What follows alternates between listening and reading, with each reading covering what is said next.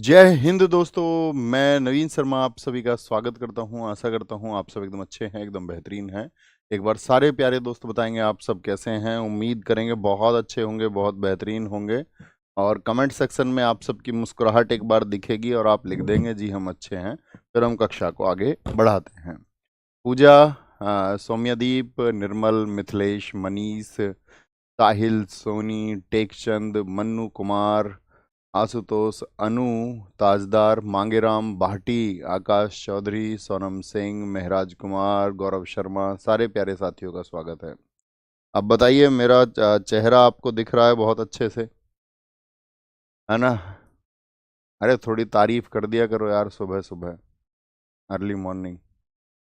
Good morning. सब अच्छे बता रहे हैं तो भैया हम आज अपनी फोर्थ क्लास की तरफ बढ़ रहे हैं। कोई जल्दबाजी नहीं है, ठीक है? आराम से पढ़ते हुए चलेंगे और उम्मीद करेंगे हमने पिछली 3 क्लासेस में जो पढ़ा था उसका रिवीजन आपने अच्छे से किया होगा और आप करते रहेंगे।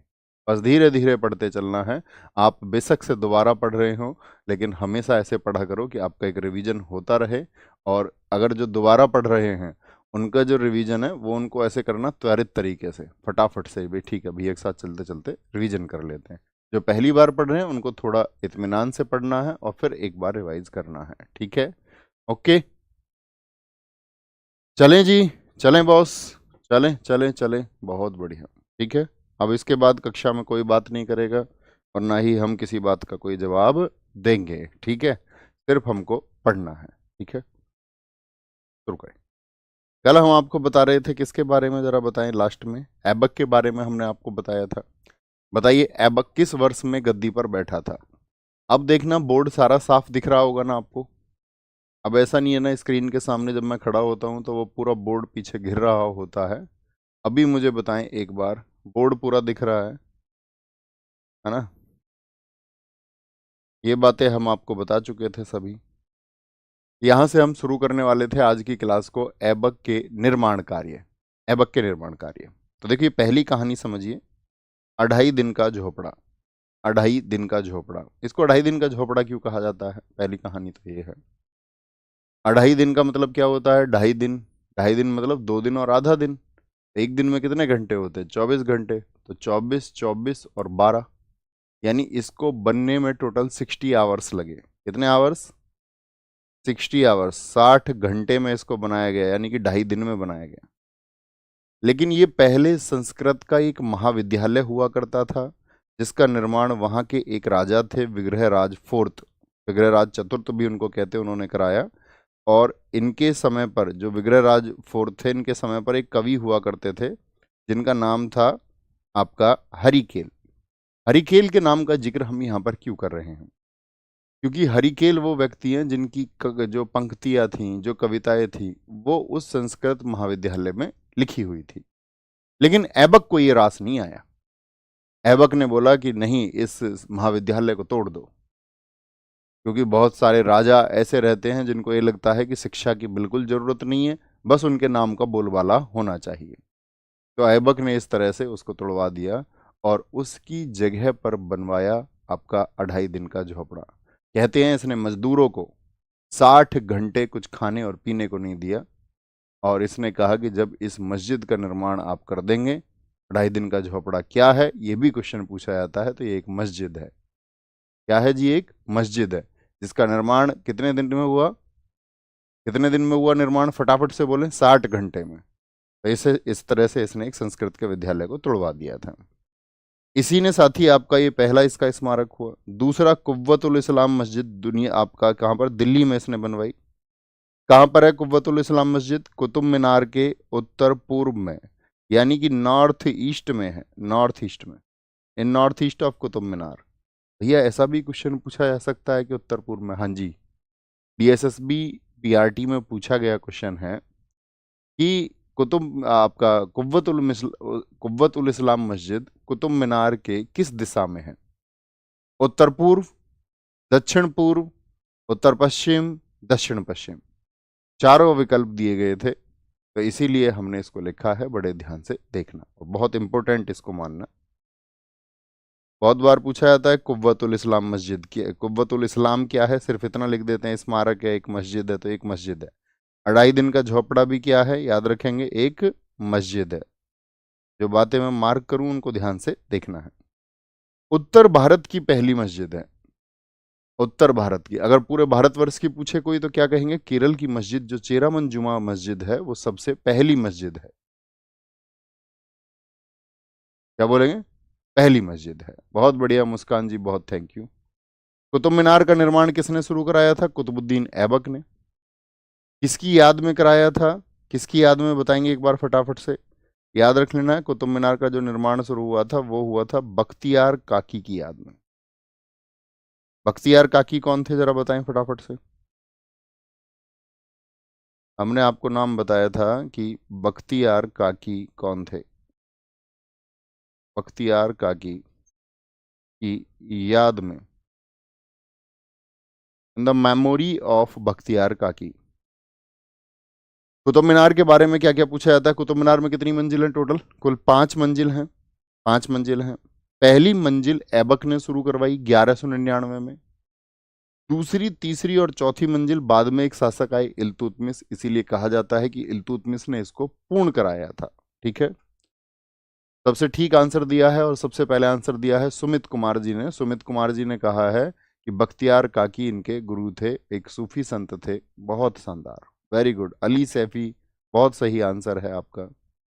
करण भाई, बहुत सही आंसर है। Very good, very good, very good. देखिए यहां पर सेकंड, थर्ड एंड फोर्थ मंजिल किसने बनवाई है, आपका इल्तुतमिश ने। क्रमवार देखते चला करो बोर्ड पर आप। पांचवी जो मंजिल है, पांचवी मंजिल किसने बनवाई, फिरोज शाह तुगलक, एक तुगलक वंश का शासक आया। फिरोज शाह तुगलक 1368 में उसने क्या कराई, इसकी मरम्मत कराई। ये बहुत पूछा जाता है, कुतुब मीनार की पांचवी मंजिल किसने बनवाई थी। 1505 में दिल्ली में क्या हुआ था, पहले तो यही बता दूं, 1368 मैं बता रहा हूँ, 1368 में इसने मरम्मत कराई। दरअसल में क्या हुआ था, ये कहा जाता है कि कुतुब मीनार पर बिजली गिर गई थी और बिजली गिरने की वजह से कुतुब मीनार को कुछ नुकसान पहुंचा था, इसीलिए उसको आपका मरम्मत कराया गया फिरोज शाह तुगलक के द्वारा। 1505 की बात करें, 1505 में सिकंदर लोदी ने जब मरम्मत कराई तो 1505 के समय पर दिल्ली में भूकंप आया था और दिल्ली में भूकंप आने की वजह से कुतुब मीनार क्या है आपका, थोड़ी डिग गई थी। राज गुजर एकदम ठीक आंसर है भैया। क्या बोलेंगे, 1505 में सिकंदर लोदी ने मरम्मत कराई। कितनी हाइट है इसकी, बहुत बार एसएससी ने पूछा है। कई बार ऑप्शन में ये होता है कि 73 मीटर नहीं होता, वहां पर लिखा होता है 72.5 मीटर। तो एक ही बात उसको समझना, दोनों ऑप्शन में हो नहीं सकते, दोनों होंगे तो 73 मीटर को चुनना है। समझे जी बॉस, किसको चुनेंगे, 73 मीटर को। अब फोकस अच्छा बन रहा होगा ना बोर्ड पर एकदम, नहीं तो मैं आगे खड़े रहता हूँ, तुम मेरी शक्ल देखते रहते हो। अब तुम्हें मेरा पेट थोड़ी देखना है, मेरे एक्सप्रेशंस आप समझ रहे होंगे, फेस से मैं बोल रहा हूँ, फेस दिख रहा होगा, आपको दिखना है बोर्ड पर, है ना। अभी ठीक है ना। होता कोई कोई बच्चा वो ये कहता, नहीं जी खड़े हो जाओ और पेट तुम्हारा दिखता रहे, तो पेट देखना है तुम्हें, बोर्ड देखना है। ठीक है। 1993 में यूनेस्को की विश्व विरासत सूची में इनको शामिल किया गया था, विश्व विरासत सूची में। आपने स्टैटिक जीके में यूनेस्को को पढ़ाया। अच्छा, यकीन बैच पहला वाला किस किसने किया था, जरा बताएं मुझे फटाफट से। यकीन बैच, पहला जो यकीन बैच है उसमें मैंने स्टैटिक जीके पढ़ा रखी है कंप्लीट। यकीन बैच 1.0 में कंप्लीट स्टैटिक जीके हमने पढ़ाई थी। तो हमने आपको बताया था यूनेस्को में अब कितने स्थल हो चुके हैं टोटल, यूनेस्को में टोटल कितने स्थल हो चुके हैं। प्रेमलता जी बहुत शानदार, नरेश जी वेरी गुड। हाँ, मेरी आवाज में थोड़ा परिवर्तन है क्योंकि कल भी बुखार रहा, परसों भी बुखार रहा। ठीक है, लेकिन हम काम करते रहे, हालांकि पिछले 2 दिन भी हो जाएगा ठीक धीरे धीरे। सही आंसर करना है, देखो किसी किसी का तैयारी, अभी एग्जाम नजदीक है, कोई तो 85 बता रहा है यूनेस्को की साइट, बुद्धू। बाकी सबका आंसर ठीक है एकदम से। 44 किसी ने तो 21 साइट बता दी है, कोई कोई बुद्धू है तुम्हारे बीच में। 90% बच्चों का आंसर ठीक है। अभी 44 साइट हो चुकी है। बहुत सही, आगे आएंगे। 1993 में यूनेस्को में शामिल हुआ था कौन? कुतुब मीनार। बच्चों पढ़ा करो बहुत फोकस के साथ में। गुंबद कला और मेहराब कला का जो जनक है वो कुतुबुद्दीन ऐबक है। अब ये गुंबद कला और मेहराब कला क्या होती है? आपने अक्सर बहुत सारी इमारतों को देखा होगा। उन बहुत सारी इमारतों में आपने देखा है कुछ डिजाइन तो ऐसे होते हैं, कुछ डिजाइन ऐसे होते हैं ऊपर से जो गोल होते हैं, देखे होंगे आपने। इस तरह के डिजाइन होते हैं, यस और नो? कुछ आपने डिजाइन देखे होंगे इस तरह के होते हैं, बहुत सारी दीवारों के, गेटों के, या कुछ गेट ऐसे होते हैं गुंबद बने होते हैं ऐसे। तो जो डिजाइन ऊपर से गोल होता है इसको बोलते हैं गुंबद। क्या बोलते हैं इसको? इसको गुंबद कहा जाता है, डोम कहा जाता है। और मेहराब, इसको आर्क कहा जाता है। आर्क, आर्क ये शेप है ये। तो इस तरह की शेप यानी कि भारत में पहले नहीं थी निर्माण में। ये सब किसने शुरू किए हैं? बहुत शानदार, वेरी गुड। दरबारी कवि थे इसके हसन निजामी। ये बहुत इंपॉर्टेंट फैक्टर है, बार बार पूछा जाता है। हसन निजामी किसके दरबारी थे? किसके दरबारी थे? हसन निजामी, जिनकी बुक का नाम है आपका ताजुल मासिर, बहुत इंपॉर्टेंट है। ताजुल मासिर किसकी किताब है? ताजुल मासिर के कुल 2 भाग हैं। पहला भाग इन्होंने लिखा था सन 1217 तक, जिसमें 1217 तक का इतिहास है। और दूसरा भाग इन्होंने लिखा 1217 से 1229 तक। 1229 तक, ओके, वेरी गुड, बहुत शानदार। भैया 43 लिखे हुए हैं, हमारी तो यूनेस्को साइट 24वां क्या है? 24वें भाई वो मिलिट्री है। आपका जो स्टैंड्स थे महाराष्ट्र के, यानी कि जो महाराष्ट्र के सैनिकों के जितने भी आपका परिदृश्य थे उन सबको शामिल किया गया।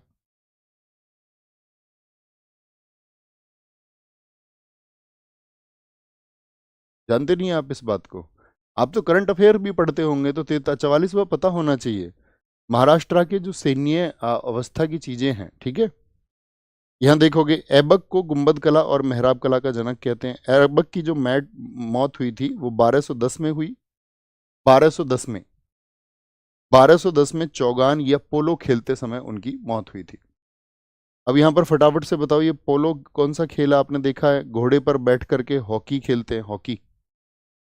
बहुत बार पूछा जाएगा आपसे ऐबक की डेथ कौन सा खेल खेलते हुए हुई थी? तो 1210 में हुई।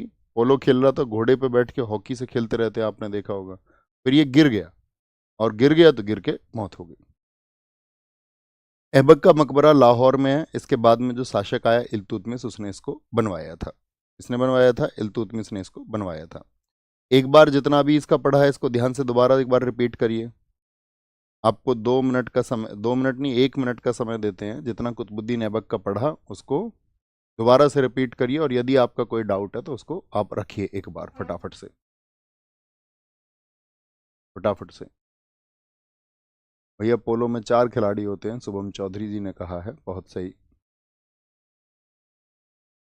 कोई और आपका कोई बात है, कोई क्वेश्चन आपको पूछना है इससे संबंधित कुतुबुद्दीन ऐबक से, तो पूछ सकते हैं।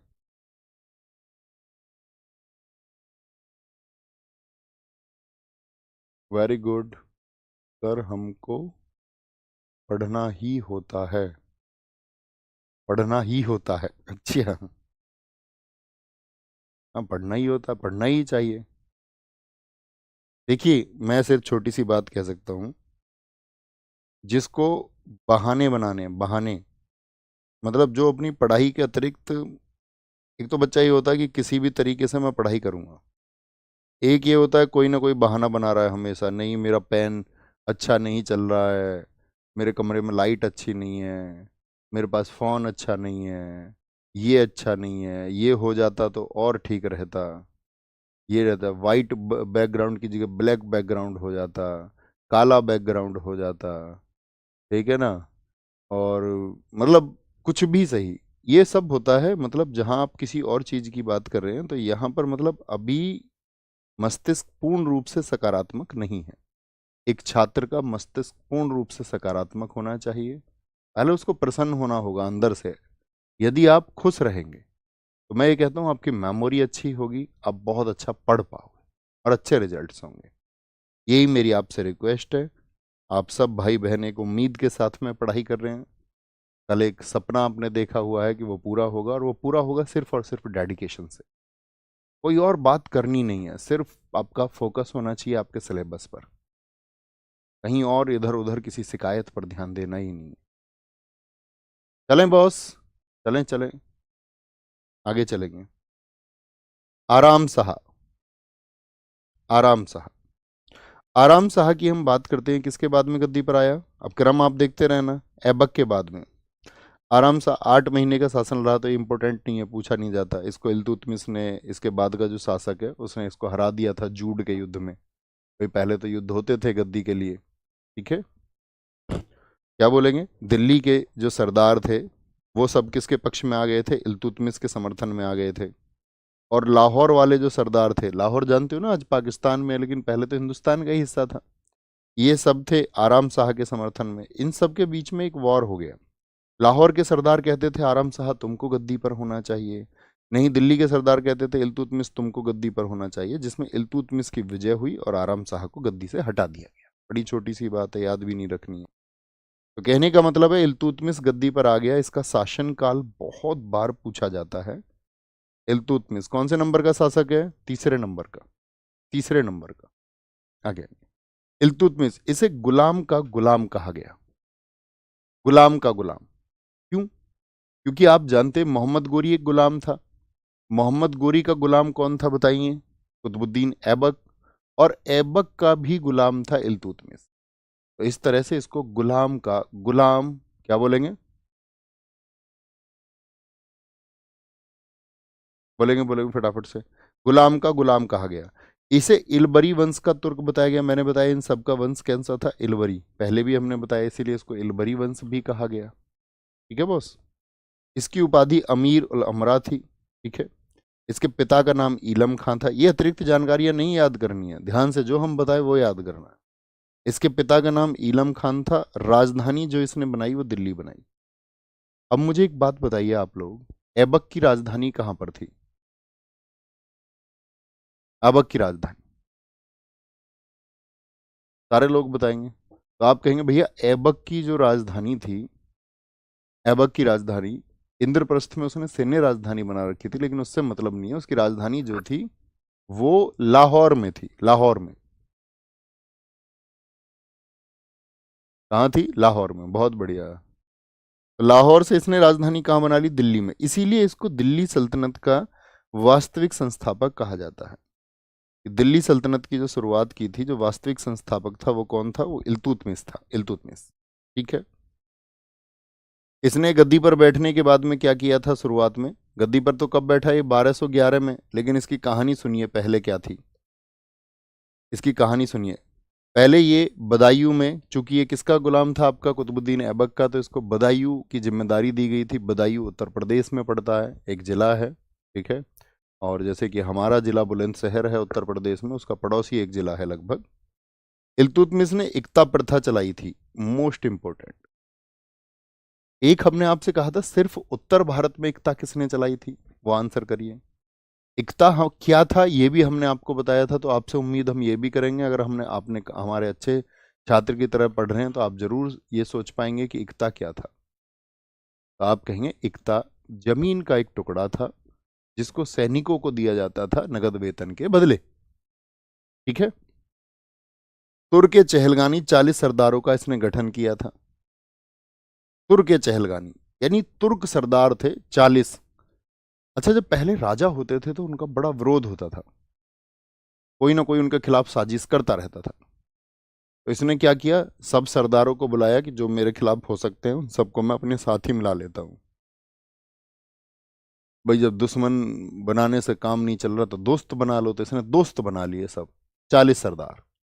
लेकिन इसको नहीं पता था ये 40 सरदार बाद में मेरे वंशजों के लिए ही खतरनाक होंगे, बाद में ये ही अपना उत्तराधिकार मानने लग जाएंगे, खुद को शक्तिशाली समझने लग जाएंगे। लेकिन कुल मिलाकर इसने 40 सरदारों का एक गठन बनाया, उन सबको जिम्मेदारियां दी। भाई होता ना इस क्षेत्र में पावरफुल पॉलिटिकल पार्टीज क्या करती हैं, आज राजनीतिक पार्टियां क्या करती हैं? जिनको लगता है कि अच्छा ये बढ़िया पावरफुल आदमी है, उसी को वैसे नहीं आएगा तो ईडी वीडी का छापा लगवा के, सीबीआई वीबीआई कोई जांच लगवा के, कोई फर्जी मुकदमा लगवा के उसको अपने पक्ष में कर ही लेते हैं वो लोग, है ना। ऐसे ही होता नहीं? आप कहोगे हाँ भैया ऐसे ही होता है। आगरा में न्याय का घंटा लगवाया, आगरा में न्याय का घंटा लगाया। न्याय का घंटा से क्या मतलब है कि आगरा में उसको बजा करके कोई भी न्याय प्राप्त करने के लिए फरियादी हो सकता था, यानी अपनी बात रख सकता था। ओके। इल्तुतमिश के समय का जो इतिहास है वो तारीख फिरोजशाही में लेखक बर्नी ने लिखा है। खलीफा से खिलहत प्राप्त करने वाला ये पहला सुल्तान बना। ये खिलहत का है क्या है ये भैया, खिलहत कहा है। खलीफा कहां पर बैठता था, मैंने बताइए सेंटर कहां पर था खलीफा का? बगदाद में। वहां से वो तारीफ पत्र लिखता था। क्या वो सभी के लिए तारीफें लिखता था? खलीफा तो सर्वोच्च पद था, हर किसी के लिए तारीफ नहीं लिखता था, लेकिन इल्तुतमिश का उसने खिलहत लिखा। खिलहत का मतलब है अप्रिसिएशन लेटर, कि भारत में ये व्यक्ति जो है इल्तुतमिश अच्छा काम कर रहा है, अच्छा काम। भैया एक न्याय की जंजीर जहांगीर की भी आती है ना, हाँ बच्चू, वो न्याय की जंजीर है, ये न्याय का घंटा है। दोनों शब्दों को ध्यान से देखना, न्याय की जंजीर या न्याय का घंटा। न्याय की जंजीर यदि बोलेगा तो फिर जहांगीर का वर्णन आएगा, वो हम जहांगीर के समय पर बताएंगे। और न्याय का घंटा यदि पूछेगा तो हमारा आंसर हमेशा होगा इल्तुतमिश। ठीक है। तो ये खिलत इसने प्राप्त की थी, यानी कि अपने, हालांकि लगभग 1229-30 में इसको प्रशंसा लिखी थी बगदाद के खलीफा ने। तराइन का तीसरा युद्ध, तराइन हम लोग पढ़ चुके हैं दोनों। तराइन प्रथम किसके बीच में? 1191 में पृथ्वीराज चौहान और मोहम्मद गोरी के मध्य, जिसमें कि आपका मोहम्मद गोरी की हार हुई थी। 1192 तराइन द्वितीय, जिसमें आपका क्या हुआ था? मोहम्मद गोरी की जीत हो गई थी। ऐसे ही तराइन का तीसरा युद्ध ये हरियाणा में लड़ा गया। 1215-16 में यलदौज को इल्तुतमिश ने हराया। इल्तुतमिश ने हरा दिया। यलदौज आपको याद है कौन है? हमने कहा था मोहम्मद गोरी के कितने दास थे? 4 दास थे, यलदौज, कुबाचा, ऐबक और बख्तियार खिलजी। वो अपना साम्राज्य दे के गया था। उन चारों को बाद में क्या होने लगा था? उन चारों के अंदर लालच होने लगा, यार दिल्ली तो बहुत प्रसिद्ध होती जा रही है। दिल्ली देखो, यूं भी ऐसे नहीं कि दिल्ली में ये लोग सेंटर बना रहे थे, वाई, ये सोचना होगा आपको। दिल्ली यहां पर स्थित है, भारत के उत्तर और दक्षिण को जोड़ने वाला एक मार्ग और पश्चिम को पूर्व से जोड़ने वाला मार्ग, ये सब धीरे धीरे सेंटर बनते जा रहे थे दिल्ली से। तो दिल्ली के लिए झगड़े होने लगे। बाद में ये सड़क मार्ग होके जाने लगे कन्नौज। तो आप देखोगे इतिहास में बहुत सारे युद्ध किसके लिए होने लगे? कन्नौज के लिए होने लगे। तो जहां से सब मार्ग गुजरते थे वहां व्यापार का एक अच्छा अवसर होता था। सड़कें जहां जुड़ती थी वहीं तो व्यापार होगा। आप कहोगे जी, सड़कें जहां पर जुड़ रही हो उस पर हर कोई, या देखते थे भाई इसके आसपास उपजाऊ भूमि है तो राजा उस क्षेत्र को भी जीतना चाहते थे। बहुत शानदार। 1217 में इल्तुतमिश ने लाहौर को कंट्रोल में किया था। मंगोलों का आक्रमण, मंगोल 1221। मंगोल आप मुझे बताइए जरा। मंगोलों का आक्रमण हुआ तिमुचिन चंगेज खान के नेतृत्व में। चंगेज खान, जानते हो इसको, चंगेज खान को? एक कहावत चलती है उधर मंगोल क्षेत्र में कि हर छठी औलाद चंगेज खान की है, क्योंकि उसके जीवन में सिर्फ एक ही सिद्धांत था। ये कहा जाता है कि उसने पूरे अपने जीवन भर या तो व्यक्तियों को काटने में तलवारों से अपना समय व्यतीत किया, या फिर स्त्रियों के साथ संबंध बनाने। ये पूरे मंगोल में कहानी प्रचलित है। कहा जाता है कि उसकी लाखों संतानें थी, मतलब उसके चैन प्रोसेस, उसके बच्चे रहे होंगे, उनके बच्चे, उनके बच्चे, उनके बच्चे। ये कहा जाता है छठा बच्चा चंगेज खान का। बहुत क्रूर शासक था, तलवार के दम पर अपना शासन फैलाना चाहता था। और उसने क्या किया, मतलब बहुत अपहरण किए, बहुत क्रूर शासक था, बहुत स्त्रियों के अपहरण उसने किए, बहुत हत्याएं की। तो ये ईरान वाले क्षेत्र यानी ट्रांसक्सियानो को इसने जीता था 1219 में। तो ईरान चूंकि भारत का पड़ोसी है, अब ईरान से इसको आना था भारत। भारत आने के लिए क्या बोलेंगे इसने, यहां पर देखना ध्यान से, जो आक्रमण किया 1221 में किया। तो जिसको हम किताब में आक्रमण पढ़ते हैं, क्या ये भारत की सीमाओं में पहुंच गया था? बोलेंगे। आप कहेंगे नहीं भैया ये पहुंच नहीं पाया था, तो यह कहानी सुनिए जरा। दरअसल में जो युद्ध चल रहा था आपका चंगेज खान का, हमने शायद यहाँ पर लिखा भी होगा या नहीं लिखा है तो कोई बात नहीं, समझ लीजिए कहानी है वो एक। जब चंगेज खान आपका जलालुद्दीन मकबरनी एक व्यक्ति था, जलालुद्दीन मकबरनी के खिलाफ जब युद्ध हुआ तो जलालुद्दीन मकबरनी भाग करके भारत आया, कि पीछे पीछे चंगेज खान। जलालुद्दीन मकबरनी आगे आगे, पीछे पीछे चंगेज खान। जलालुद्दीन मकबरनी भाग करके उसने एक दूत भेजा यहाँ पर आपका इल्तुतमिश के पास में, भैया जी हमको बचा लो, हमारे पीछे पीछे ऐसे ऐसे चंगेज खान लगा हुआ है, मार डालेगा। इल्तुतमिश ने सोचा इसको पनाह दी जाए या ना दी जाए, बहुत ध्यान दिया उसने, सारी स्थितियों पर विचार किया। उसने जलालुद्दीन मकबरनी को ही मरवा दिया इल्तुतमिश ने, और अपने राज्य पर आने वाले संकट को टाल दिया। नहीं तो पीछे पीछे चंगेज खान आता, भारत में लाखों लोगों को मारता और यहाँ अपहरण करता।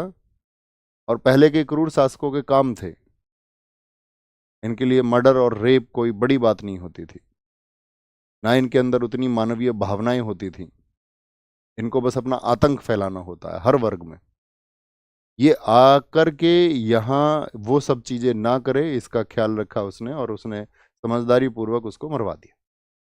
अब मरवा दिया तो वो क्या हो गया, फिर जैसे ही चंगेज खान को ये पता चला कि नहीं मेरा दुश्मन, उसको पनाह नहीं मिली है दिल्ली में, उसको मार दिया गया है, तो कहते हैं वो भारतीय सीमाओं से लौट गया। बात क्लियर है? बहुत बढ़िया, ज्योति ठाकुर जी ने लिखा है सर खाना बना रही हूँ, बहुत अच्छी बात है बेटे, मेरी बहन दीदी, बहुत बढ़िया बात है। आपने इतने काम की बात हमको बता दी है अभी, और इसी के लिए हम आए थे क्लास में कि आप ये बात हमको बताएंगी। बहुत शानदार, बहुत खूब।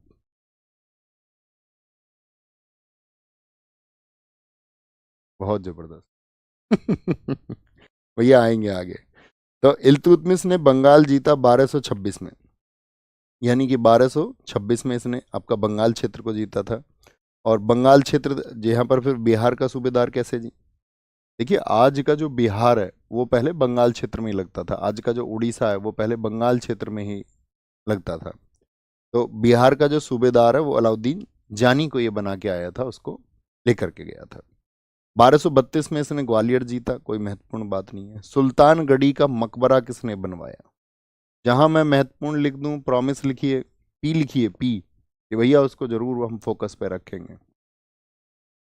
सुल्तानगढ़ी का मकबरा ये दिल्ली में बनवाया था नसीरुद्दीन महमूद की याद में। नसीरुद्दीन महमूद इसका बेटा था, जो कि बिहार अभियान में एक्सपायर हो गया था, यानी खत्म हो गया था, उसका देहांत हो गया था, तो उसकी मेमोरी में इसने बनवाया। और ये भारत का पहला मकबरा है। मकबरा समझते हो? जैसे कि हर धर्म में अलग अलग नाम होते हैं, हिंदुओं में समाधि कहते हैं, समाधि, जहाँ पर आप मान के चलो किसी को क्या करते हैं, आपका शव को जलाने की प्रथा है हिंदुओं में। ऐसे ही मुस्लिमों में क्या है, आपका जो शव है उसको दफनाने की प्रथा है, और उसके ऊपर कोई स्ट्रक्चर बना दें तो उसको क्या बोलते हैं, उसको बोलते हैं आपका टॉम, अर्थात मकबरा। तो इसने अपने बेटे की याद में बनवाया था। सुल्तानगढ़ी का मकबरा कहाँ है, बहुत बार एसएससी ने पूछा है। मकबरा शैली का जनक इसीलिए किसको कहा जाता है, इल्तुतमिश को। इसने जीतल अर्थात तांबा और टंका चांदी के सिक्के जारी किए थे। यानी तांबे का बना हुआ जीतल था, जीतल किसके समय चला था, और चांदी का बना टक्का, ये सिक्के इसने जारी किए। 175 ग्रेन का था। एक ग्रेन में हम ये कहते हैं लगभग आपका कि 16 के लगभग ग्राम होते हैं। 175 ग्रेन कह लीजिए या 11 ग्राम कह लीजिए। और सिक्कों पर टकसाल का नाम लिखवाया। व्हाट इज टकसाल? टकसाल बोलते हैं, जैसे आप मुझे बताओ नोट कहाँ पर बनते हैं, तो आप कहेंगे नोट छापने का अधिकार रिजर्व बैंक ऑफ इंडिया के पास में है। लेकिन 1 रुपए का नोट कौन छापता है? आपका वित्त मंत्रालय अर्थात फाइनेंस मिनिस्ट्री। ये तो नोट का तो प्रोसेस आप जानते हैं। सिक्के टकसाल में बनते हैं। भारत में कितनी टकसालें हैं, मैं आपसे पूछूं, आपने इकोनॉमिक्स में पढ़ा होगा कि भारत में 4 टकसालें हैं। मुंबई है, हैदराबाद है, आपका नोएडा में है। एक टकसाल आप बताएं चौथी कहाँ पर है? तो ये जो टकसाल होती है ये सिक्कों को ढालने के लिए होती है। अब तो किसी टकसाल को आप किसी आज वर्तमान के किसी सिक्के को देखकर आप ये बता सकते हैं कि वो कौन सी टकसाल का बना है। किसी पर डायमंड बना होता है, गोल बना होता है, 4 टकसालें हैं, सभी ने ठीक आंसर किया है, लेकिन चौथी टकसाल कहाँ पर है ये आपको बताना था। ठीक है, नोएडा में बता चुका आपका, नहीं देवास में टकसाल नहीं है, देवास में नोट छापने की साथी आपका प्रेस है, कुछ भी कह देते हो तुम। कोलकाता में है, ये ठीक आंसर दिया रितेश जी ने, शिवराज जी ने, वेरी गुड। टकसाल पर अतारकीन का दरवाजा जोधपुर में इल्तुतमिश ने बनवाया था। इल्तुतमिश का दरबारी कवि था आपका मिनहाज उस सिराज। एसएससी चाहे सीपीओ हो, चाहे सीजीएल हो, सीएचएसएल हो, चाहे दिल्ली पुलिस हो, ये क्वेश्चन जरूर पूछा जाता है पिछले 5 वर्षों से। मिनहाज उस सिराज किसका दरबारी कवि था? इल्तुतमिश का। उसकी बुक का क्या नाम है भूलना नहीं है। सीजीएल मेंस में भी आया, 21 वाले में तो सारे एग्जाम में आया था, प्रीलिम्स में आया था, मेंस में आया था, 22 में प्रीलिम्स, मेंस में आया था, दोनों में क्वेश्चन आया था। इल्तुतमिश का मकबरा दिल्ली में है, ये भी इल्तुतमिश ने खुद ही बनवाया। भैया खुद कैसे बनवा लेते थे? पहले ही बनवा देते, भैया हमको यहाँ दफनाना, राजा तो राजा है। ठीक है, 1236 में इसकी मौत हो गई और इल्तुतमिश ने इसको कुतुब मीनार को पूर्ण कराया था। तो आप मुझे बताएं कुतुब मीनार की कौन कौन सी मंजिल इल्तुतमिश ने बनवाई थी? अब आपको पूरी जानकारी हो चुकी है। ठीक है, आप कहेंगे हाँ जी भैया। इसके बाद में रुकनुद्दीन फिरोज गद्दी पर आया।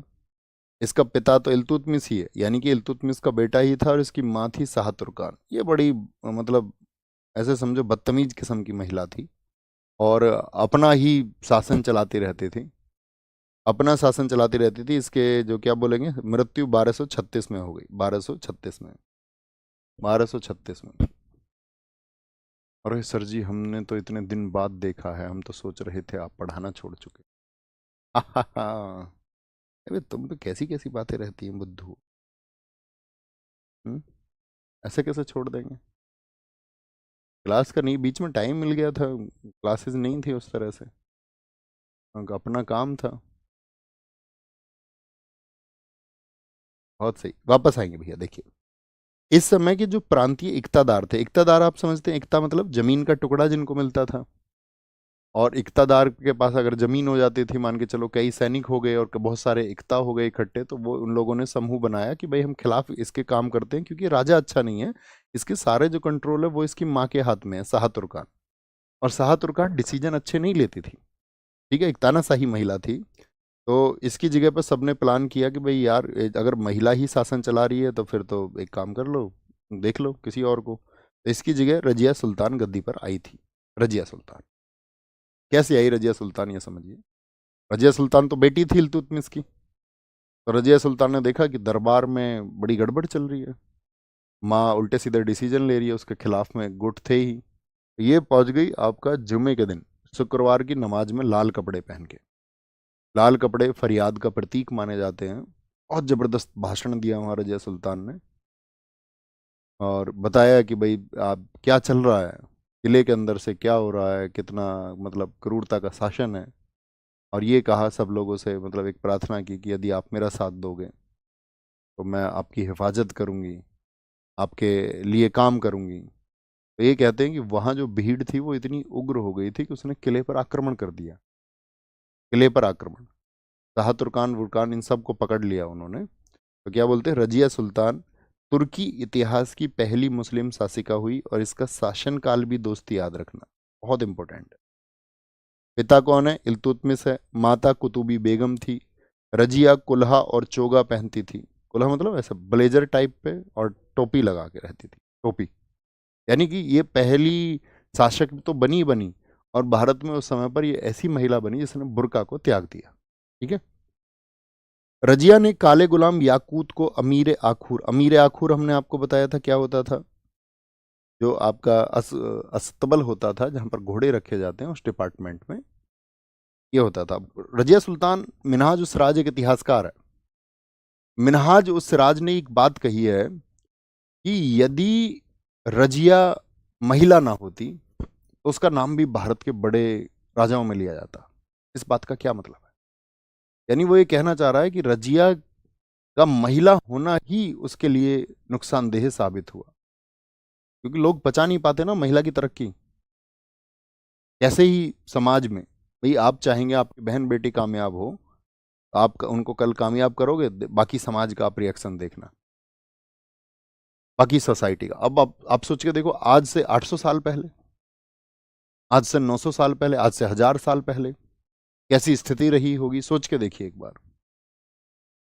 तो महिला एक हमारे ऊपर शासन कर रही है, तो कहां लोगों को पचा होगा। लोगों को इस बात से मतलब नहीं होता डिसीजन किस तरह के लिए जा रहे हैं, निर्णय किस तरह के लिए जा रहे हैं। लोगों को क्या जहर होता है, पुरुषों को ये लगेगा नहीं महिला हमारे ऊपर डिसीजन ले रही है, टिप्पणी करने लग जाएगी। पुरुषों को, महिलाओं को ये लगेगा पुरुष है हमारे ऊपर रूल कर रहे हैं। जाति के नाम पर लोगों को बांट दिया जाता है। अरे हमारी जाति का तो नेता है ही नहीं, अरे हमारी जाति का तो मुख्यमंत्री है नहीं, अपनी जाति वाले को मुख्यमंत्री बनाओ।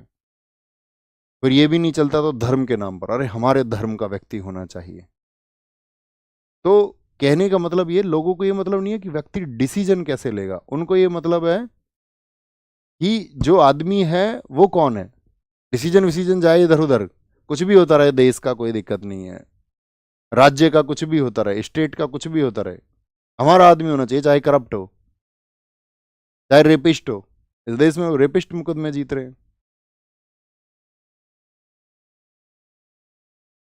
रेपिस्ट चुनाव जीत रहे हैं इस देश में।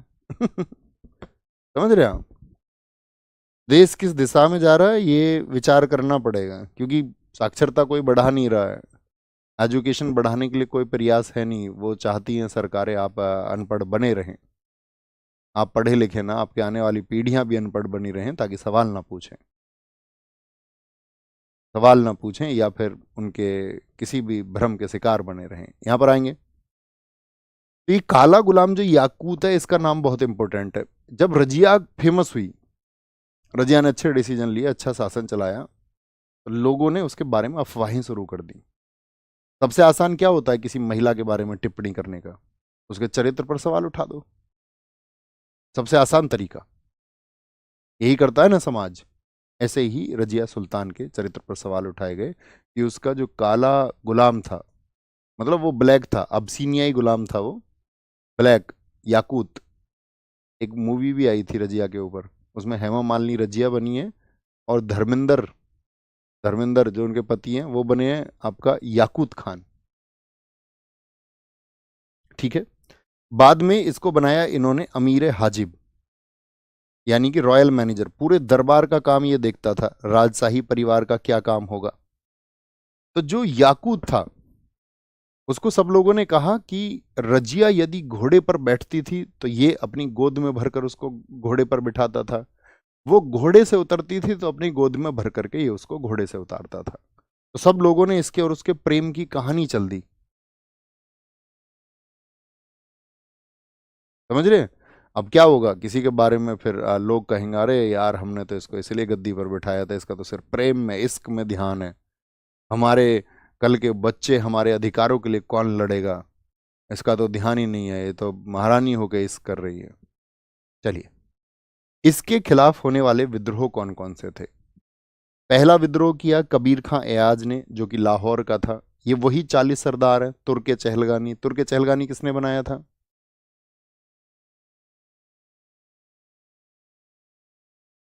बोलेंगे भी, बोलो फटाफट से। तो क्या बोलेंगे? कबीर खां एयाज, लाहौर, तुर्क चहलगानी का एक सदस्य था। एतगीन, अमीर हाजिब था ये, अमीर हाजिब। ठीक है, ये बाद में रॉयल मैनेजर हो गया था। अल्तूनिया, ये भटिंडा का था, तबर हिंद का, पंजाब का। तो जैसे ही इनका हुआ, इसको भी शांत कर दिया उसने, इसको भी शांत कर दिया। अल्तूनिया ये कर रहा था पंजाब में, ये भी मतलब आपका उन्हीं 40 सरदारों में से, तुर्क सरदारों में से था। यानी रजिया का पिता इल्तुतमिश था, और इल्तुतमिश के खास आदमी थे सब, तुर्क चहलगानी वाले।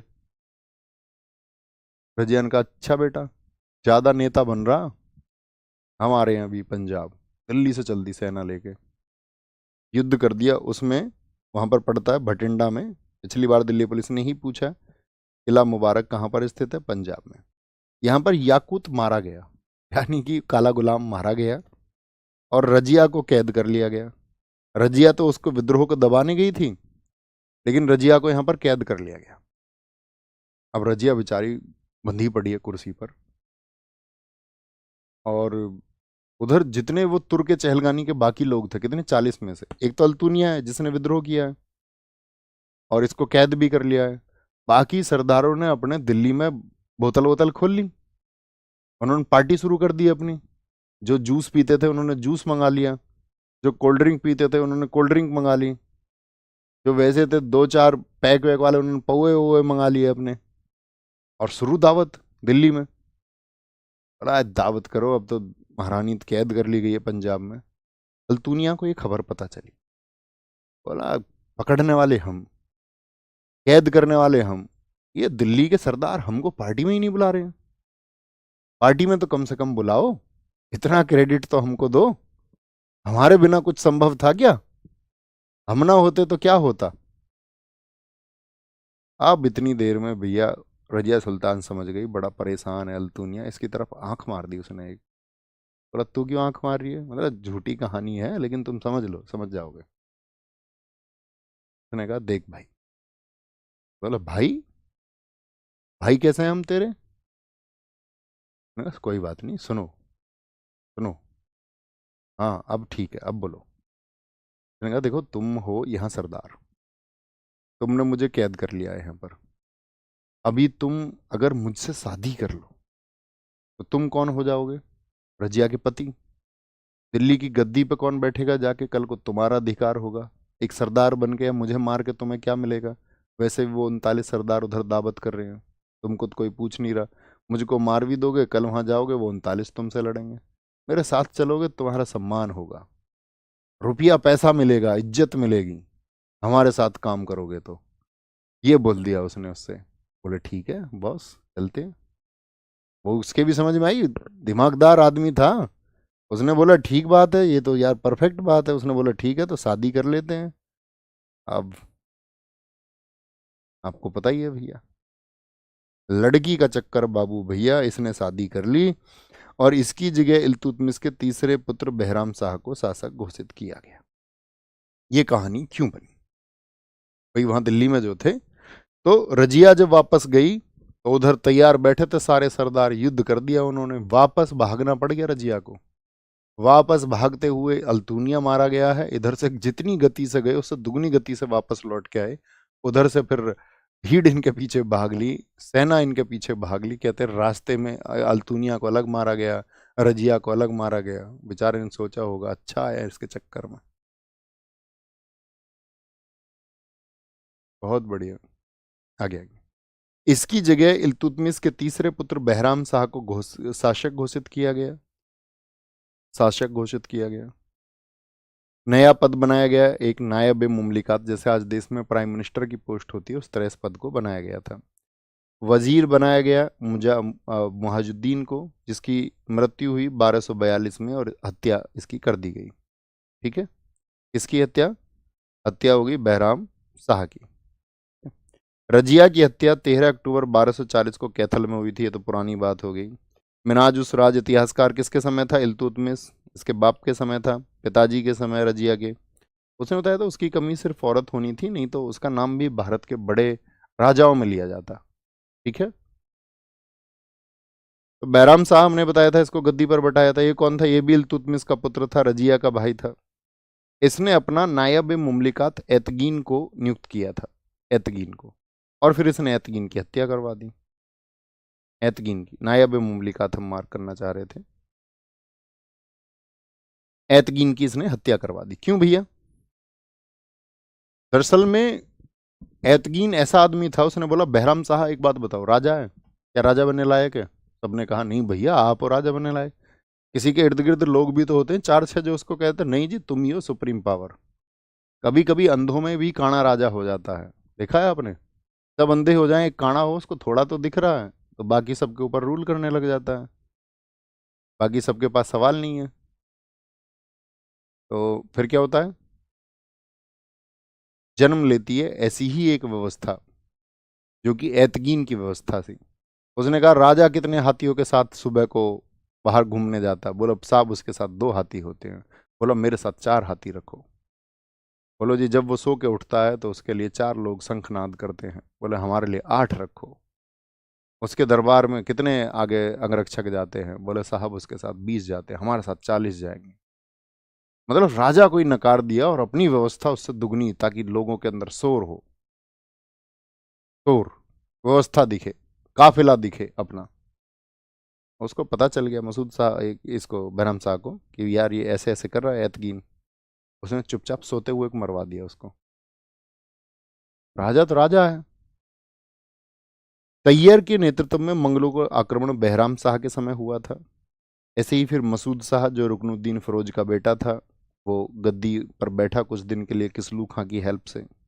लेकिन जो वास्तविक शक्ति थी ये मुहाजबुद्दीन के पास में थी, जो वजीर था, ज़्यादातर डिसीजन ये लेता था। दरबार में इस समय पर रॉयल मैनेजर, अमीर हाजिब मैंने बताया रॉयल मैनेजर होता था, यानी जो दरबार में राजा के बच्चे की व्यवस्था करना, बच्चे की सुरक्षा की व्यवस्था करना, बच्चे कैसे घूम रहे हैं, उनको क्या चाहिए, बाजार से क्या आएगा बाजार में अंदर। शैलेंद्र जी कह रहे हैं ड्राइवरों के लिए जीएस बता दो, मेरा लास्ट चांस है।